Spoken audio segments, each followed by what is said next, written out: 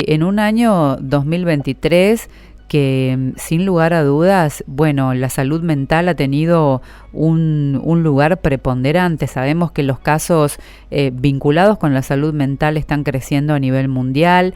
Argentina no es una excepción. Y bueno, son muchas las situaciones que se generan en función de las emociones que se nos desbordan, ¿no? Hablamos de ansiedades, hablamos de incertidumbre. ¿Cómo afecta esto a nuestras vidas? Sí, yo iría un poco más atrás en el tiempo, diría que la salud psicoemocional, ¿no? Cuando hablamos de salud mental hablamos de lo psicológico, que es lo psíquico, y de lo emocional, las emociones. Sí. Y de alguna manera en este mundo, en estas sociedades del rendimiento, ¿sí? de estar siempre hiperconectados, hiperactivos, y donde se prioriza la imagen, el cuerpo, el cuidado del cuerpo, todavía, ¿no?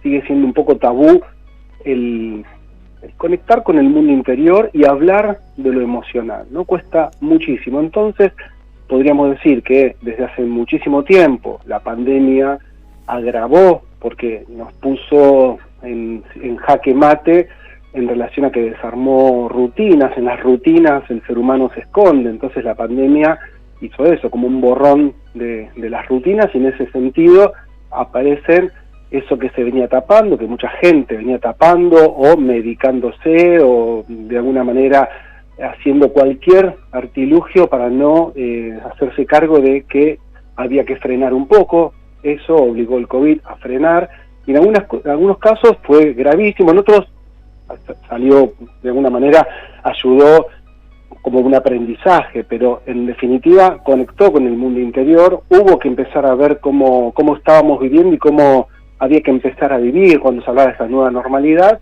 Bueno, y después sigue el mundo y vino, no sé, salimos de la pandemia y viene la crisis económica y todo lo que está pasando, no solo en Argentina, sino en el mundo. Entonces, podríamos decir que hay que empezar a ocuparse fuertemente del ser humano en su integridad, Marité, que es psicofísico y espiritual, ¿no? El campo físico, que es el que quizás estamos más habituados a registrar y cuidar también el campo psicoemocional, que hay que enseñar a detectar esos síntomas que vos bien señalaste, ¿no? Dijiste ansiedades, yo diría ansiedades, angustias y miedos. Serían los tres paros que hay que mirar y detectar a tiempo. Perfecto, ansiedad, angustia y miedo. Me gusta que los podamos señalar en estos tres grandes grupos para que en primera instancia los sepamos reconocer, porque digamos que hay un desconocimiento, que hay una ignorancia producto de esto mismo que vos dijiste, ¿no? Es como que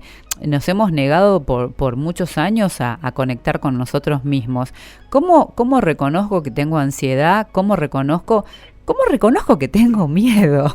¿No? Sí. ¿Cómo me doy cuenta que estoy en alguno de estos grupos?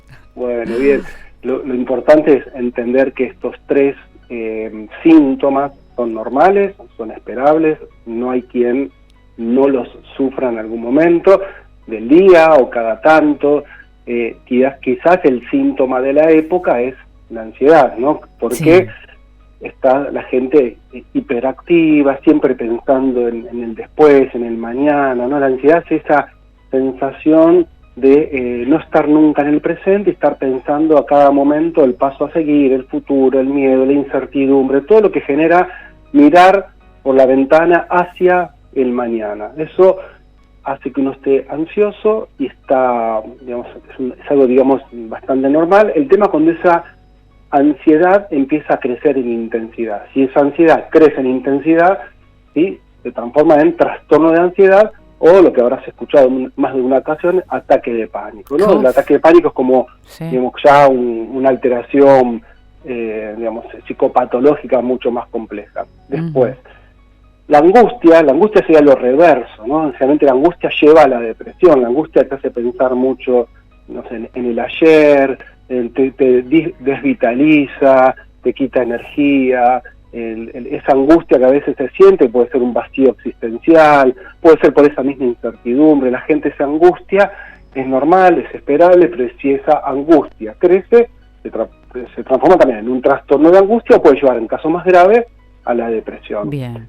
Y el miedo, el último grupo, así, hay otros síntomas, estos son los tres más importantes y más clásicos. Y el miedo también es algo que viene de nuestros pasados animales, los animales también tienen miedo, nosotros por ser efecto de la evolución de los animales tenemos un miedo primario y defensivo, normal, esperable, pero después la sociedad agrega miedos que no tienen que ver con los mecanismos defensivos, otros miedos, ¿no? Y esos miedos hacen que las personas después se pongan panicosas o tengan, digamos, todas, se vean como, viste que el miedo lleva a que la gente se paralice o huya, así que también el miedo es esperable, ojo con la intensidad de ese miedo. Cuando estamos en estado de alerta permanentemente, claro.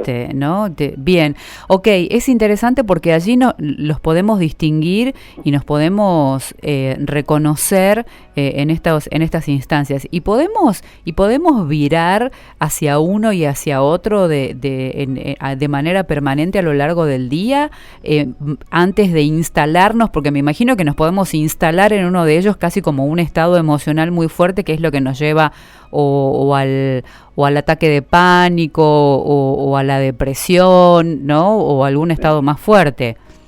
Sí, porque digamos que en el campo mental, en el campo psicoemocional, hay tantas sutilezas, Marita, hay que aprender a registrarse y ese es el otro punto, ¿no? El autoconocimiento, ¿no? Sí. No nos enseñan a conocernos, a registrarnos, a habitarnos, a hacer un poco de silencio, a contemplar.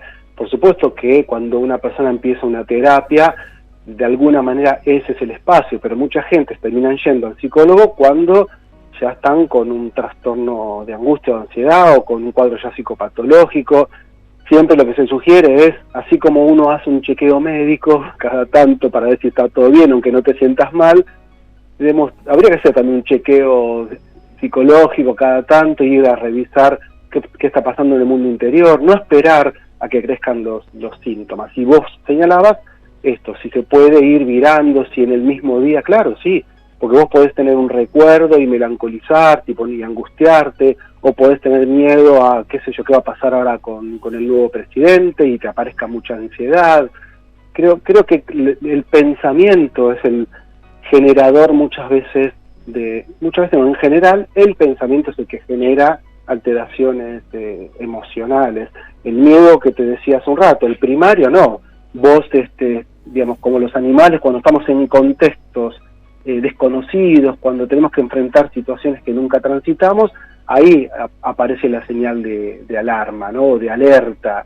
Pero cualquier síntoma, y esto es importante para la gente que nos esté escuchando, cualquier síntoma no hay que enojarse, hay que tener en cuenta que los síntomas psicoemocionales son como carteles indicadores, como si vas por la ruta de tu vida y aparece un cartel que te dice curva peligrosa, ¿no? Algo está pasando en tu vida, presta atención que te podés salir de la ruta de tu vida. Prestar atención porque siempre un síntoma es como diría, algo a decodificar, a escuchar, a prestar atención, a dialogar con ese síntoma, y te puede llevar a rearmar hacia un estadio de bienestar mayor, siempre es un indicador de algo que podés mejorar para bien, pero si no le prestás atención y lo dejás estar, puede complicar tu salud en general. Claro, perfecto, bien, un síntoma es una alerta al que hay que prestar atención y entonces agradezcamos la presencia del síntoma, ¿no? En vez de negarlo y querer guardarlo ahí debajo de la alfombra, que es lo que solemos hacer,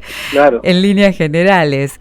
Sí. Bueno, pero igual sí, que la fiebre, si vos estás con Marita y estás hoy con un poco de fiebre, sí, y te tomás un paracetamol, vas a trabajar, a la tarde tenés vuelta a fiebre, a lo mejor estás tapando, ¿sí? Una manifestación del cuerpo de un cuadro infeccioso que hay que ir al médico, porque si seguís tapando, bajando la fiebre, la infección que tenés puede estar creciendo en intensidad, pues puede ser muy grave.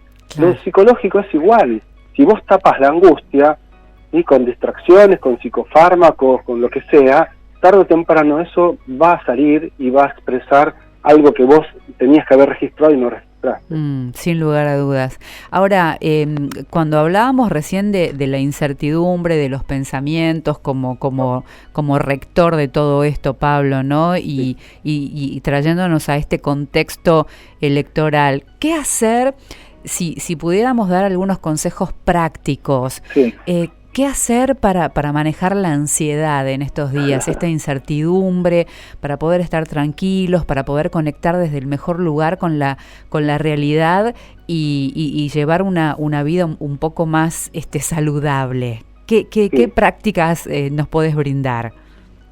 En principio, mucha gente que se conectó conmigo, no solamente desde el mismo periodismo, sino amigos, pacientes, gente que estaba alegre porque había votado a Milei y gente que estaba triste porque habíamos votado a Massa. Es decir, tenemos un 50% de la población más o menos que su idea rectora se va a poner en funcionamiento, y otro 50% de la población que no quería este proyecto de país y que está triste y angustiada. Así que de vuelta estamos con esos polos. Entonces digo, no hay que estar yo digo, no hay que estar ni tan feliz ni tan triste, porque la verdad que todavía no hay ningún cambio, sigue el mismo gobierno, siguen los mismos problemas. Hay que vivir el día a día, tener esperanza, ¿no? Porque lo que va haciendo que uno tenga ganas de seguir viviendo es tener esperanza, una esperanza activa, no una esperanza de esperar, ¿no? La esperanza activa implica poner en funcionamiento lo que uno quiere que suceda, ¿no? Porque no podemos determinar qué va a ser un presidente, pero sí podemos determinar cómo va a ser nuestro día, qué proyecto de vida tengo, no pensar tanto en el mañana del país y del mundo, porque es más incierto que la propia vida, ¿no? Bastante tenemos con nuestra propia vida, a la que hay que darle un movimiento personal, y no bajar los brazos, ¿no? Digo, me parece que lo que va pasando con las noticias del país y del mundo es que mucha gente se desespera, se desilusiona, tiene muchísimo miedo, mucha angustia, mucha ansiedad, y todo esto pasa. En la historia de la humanidad hubo un montón de situaciones, desde pestes, guerras, holocaustos, maremotos, tsunamis, tanto cosas problemáticas naturales como problemáticas sociales y políticas, siempre existieron, y lo que no existe siempre es la vida de uno, ¿no? Que es finita, y eso es lo que enseñó la pandemia, ¿no? Somos finitos, ¿sí? Y vulnerables. Entonces, cuidarnos y cuidar por sobre todas las cosas los tres ejes, ¿no? El campo psicológico, el campo físico y el campo espiritual, con calma, no desesperándose y trabajando día a día para estar mejor. Eso es lo que hace que uno no desespere. Me encantó y me gustó mucho este concepto de la esperanza activa, entonces, y ocupándonos de lo que sí podemos ocuparnos, en donde sí tenemos injerencia ahí en nuestro día a día. Maravilloso. Bueno, Pablo, gracias por estos minutos para con nosotros, ha sido un gusto, ¿eh? No, para mí también, Marita, es genial, y bueno, gracias por siempre darles un espacio ahí a los oyentes, al campo, al cuidado de las emociones y la psicología, que es tan importante. Claro que sí, fundamental. Gracias, un abrazo enorme. Chao. Marita, hasta luego. Chao. Hablábamos con Pablo Melicchio, psicólogo, acerca de estos días, ¿no? Cómo pararnos frente a la incertidumbre, cómo pararnos frente a la ansiedad, a los miedos, a la angustia, para tener un mejor vivir.